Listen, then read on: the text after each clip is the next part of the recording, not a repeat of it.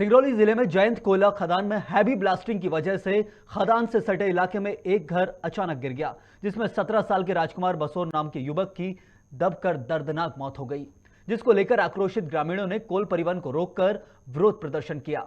इस दौरान स्थानीय भाजपा विधायक राम लल्लू वैश्य भी मौके पर मौजूद रहे। साथ ही पीड़ित परिवार मुआवजा और हैवी ब्लास्टिंग बंद करने को लेकर धरने पर बैठा है।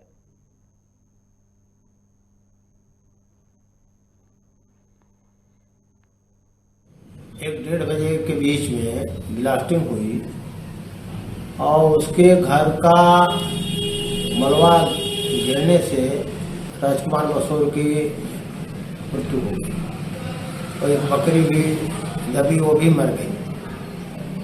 क्योंकि एनसीएल की खदान से हम लोग जो देखते हैं वो 500 मीटर के अंदर है और ब्लास्टिंग होने से मकान को ये लोग खुदो गिरवा रहे थे एनसीएल वाले, और उसी बीच में घटना हुई तो अपनी जिम्मेदारी नहीं ले रहे हैं, जबकि भारी गंभीर है। और बहुत दिन से जब इनको हटाने के मकान की बात आती है तो ये तो अत्याचार एनसीएल के अधिकारियों ने किया, तो भारी गंभीर अनियमितता हुई और इसके लिए वो राजी नहीं हुए, इसीलिए चक्काजाम हुआ।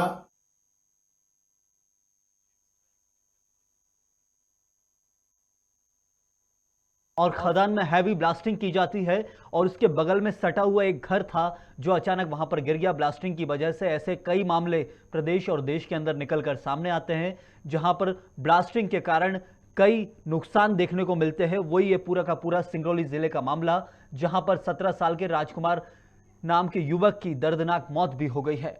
ये छोटा सा मामला नहीं है, एक बड़ी जानकारी हम आपको बता रहे हैं। ऐसे मामलों में घर गिरना और वहां पर एक व्यक्ति की जान चले जाना मतलब मामला काफी गंभीर है, जिसके बावजूद प्रशासन या तो घर अवैध तरीके से बना था या ब्लास्टिंग अवैध हो रही है। दो में से एक सवाल यहां पर खड़े होते हैं।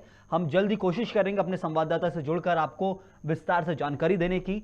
लेकिन सिंगरौली जिले के अंदर का यह पूरा मामला, जहां जयंत कोयला खदान में हैवी ब्लास्टिंग की वजह से एक घर अचानक गिर गया और 17 साल के युवक की दर्दनाक मौत हो गई।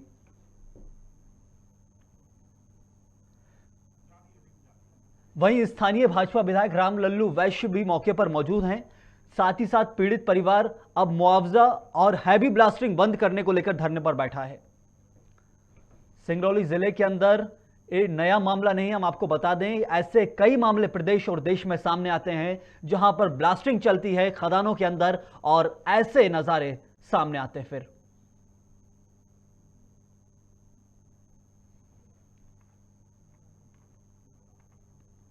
पीड़ित परिवार धरने पर बैठ चुका है हैवी ब्लास्टिंग को बंद करने को लेकर और मुआवजे की मांग को लेकर।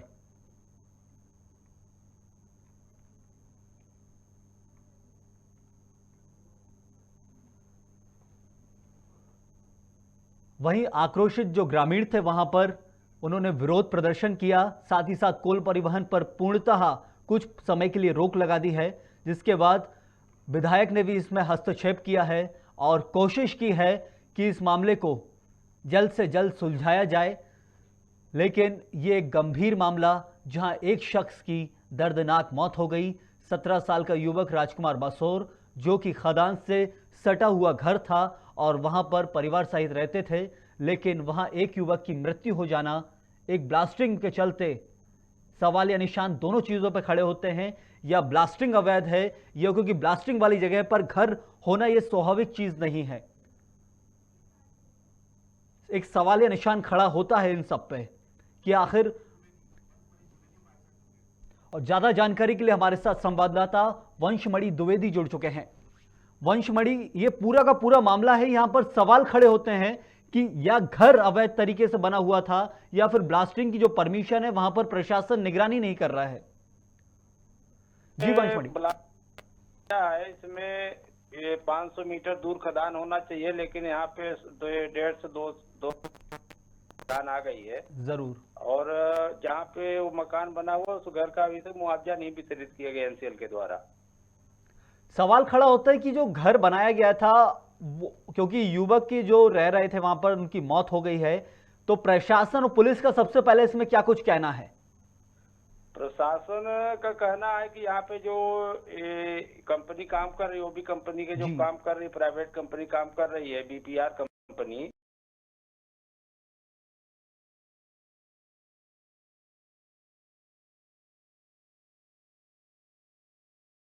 इसके ऊपर ये लोग यहाँ पे जो इसका गाइडलाइन दिया गया है कि करना, लेकिन 200 से 250 मीटर प्लास्टिक कर दिए।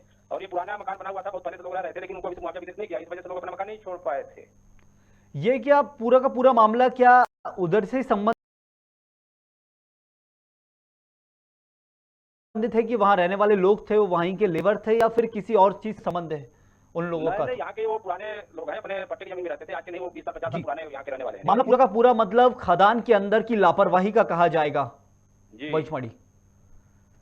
मतलब खदान के अंदर जो लापरवाही है, जो ब्लास्टिंग की एक लिमिट होती है उससे ज्यादा यहां ब्लास्टिंग की जा रही थी। प्रशासन की अनदेखी और प्रशासन के लापरवाह रवैये के ऊपर भी सवाल खड़े होते हैं वंशमणि सीधे तौर पर। जी जी, इसमें प्रशासन की भी कहीं न कहीं कमी है, क्योंकि यदि वो भी कंपनी काम कर रही है, एनसीएल काम करवा रही है, तो उस जगह के एरिया को खाली करवा के काम करवाना चाहिए।